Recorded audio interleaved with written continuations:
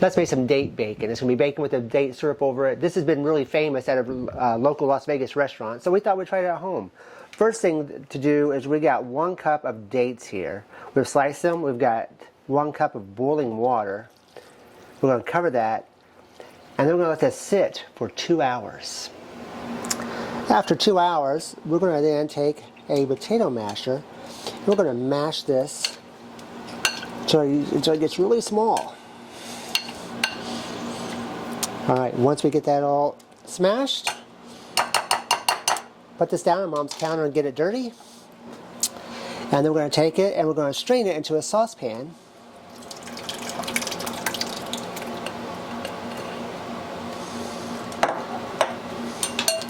Just going to kind of mash that down, get the rest of that juice out.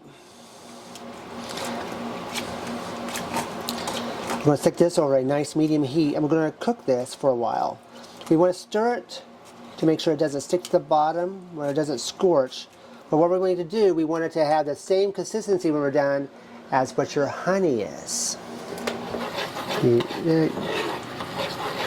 Our sauce is getting fairly close. If you take a look how thick that's become, that's almost perfect. It's got a nice thickness to it, like a nice thick gravy. We're going to go ahead and take that off the heat. Looks perfect. Over here we've got our bacon. We put our bacon on a sheet pan that we've lined with aluminum foil. We put a rack on it. I've got 9 slices of thick cut applewood smoked bacon. I think the apple will go great with the date flavoring. We're going to put this in the oven just like it is, and we're going to bake it for 15 minutes. Alright, we've had that in the oven for roughly 15-20 minutes at that 400 degrees. You can tell because we had the timer there on. Now we're going to take some of this butter, or this date syrup. We're just going to spread it on top of our bacon.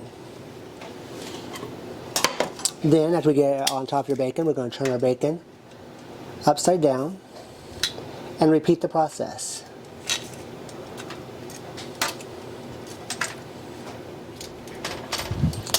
Got that turned over. Put some more of our fig, or how about our date spread.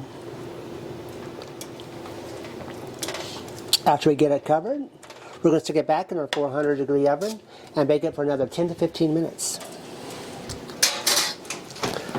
Oh, our timer just went off. And there we have it. We have some date bacon. But this will go good on a baconless tomato or any breakfast or just for us to snack on. Anyway, we hope you like this recipe. Please take a moment to like, subscribe, and share.